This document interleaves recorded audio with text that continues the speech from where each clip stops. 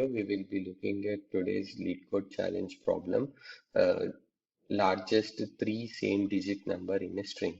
It is an easy problem, but I'll be giving it two methods, and the second one method would be the efficient method.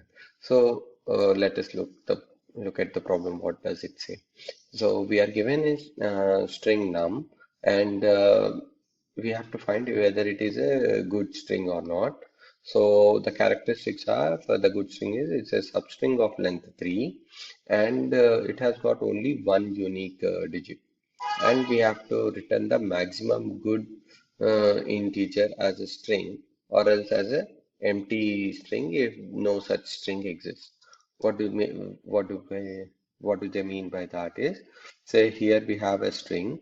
There could be like there are this is the three length substring of each character 7. We should not have any other characters except only one character. So here we have 333, but this is also a good string, but 777 is the maximum one, so we have to return this thing. Say for example we have 6789110. So this is the string that we have. Here we don't have any substring where all the digits, all the characters of the substring are same. So in this case, we will be returning empty string. So the first method that comes there, like it's straightforward and simple to understand. Also, just take the what you call take each substring of length 3 and and see convert that into uh, integer, and once that converted into an integer, and we are doing a modulo operation with 111. Why we are doing modulo operation? It will ensure that all the characters are same in that. So if it is equal to 0, then we can just store that value and check if that value is maximum, and finally we can return it. So so I can show you that implementation. Here is the implementation for it. Uh, so here we can see we have taken the n and max value as int min and result as empty string. Now what we are trying to do here is we are iterating over 0 to n minus 3, because in the last digit, once you reach at this 0, n is the length and n minus 3 would be this value. Here you can get the substring. If you go here, then it is out of bound, so it's not a substring of length 3. So that's why n minus 3. And we are taking a substring. This is the method to call. This is the method from the string class where you can get substring of length 3 starting with the ith position, and then we are converting it to an integer, and that integer we are doing a modulo operation with 111 to check if all the characters are same. If they are same, we are storing the maximum value, and we are storing the s string which we constructed here, and this will give us the result. This is method 1.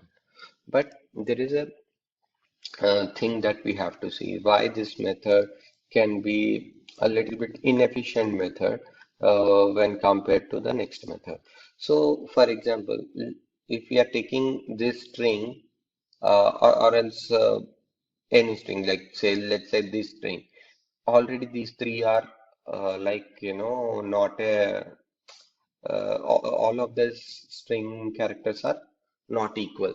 But again, we will take this string. Again, here we have already seen these two are not equal, but still we are going again, we are taking in this method. So it's like unnecessarily we are wasting an iteration and some memory and call time for the substring. So this is, we can do it much better way.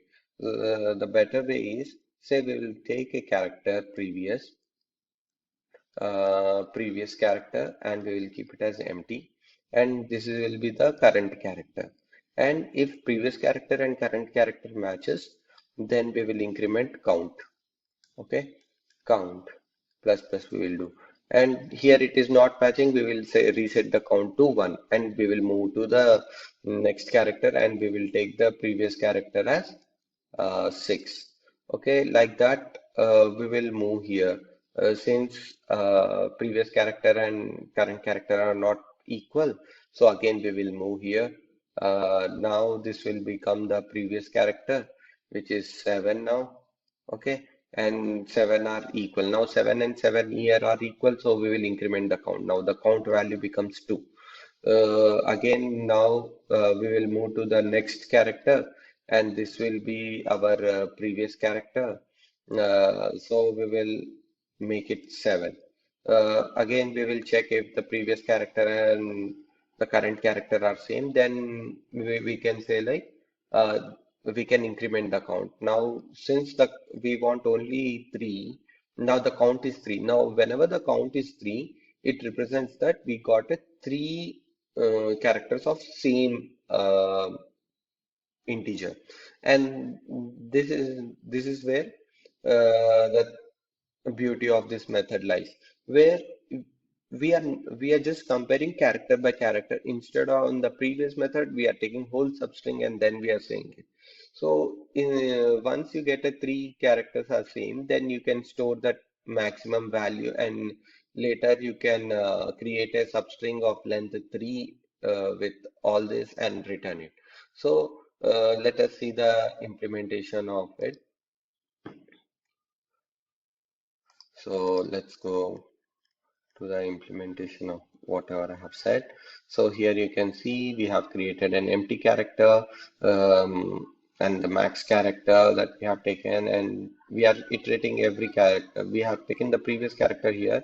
Since at the starting we don't have any previous character, so empty character, and every time we are checking whether that is same or not, and if the previous character is same, then we are counting it.